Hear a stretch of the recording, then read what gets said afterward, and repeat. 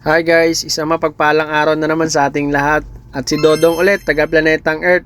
And for today's video, nako, gagawa ulit tayo ng isang simpleng menu. Kung dati gumawa tayo ng pechay bagyo, ngayon repolyo naman to. Bibilisan ko lang to, kaya sundan nyo lang kung anong gagawin ko.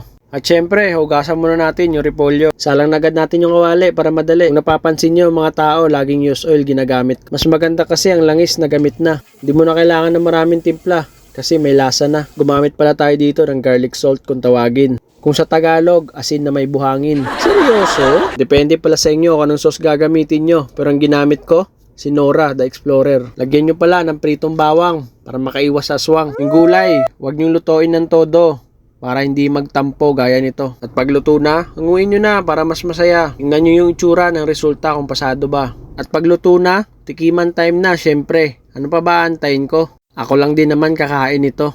Dong, tikman mo na kung anong lasa para mahusgahan na nila. Oh, kumusta ang lasa? Okay naman, di ba? O, kakain na ako. Sana kumain na rin kayo. Maraming salamat sa mga hindi nagsasawang sumuporta. Yun lang, hanggang sa muli.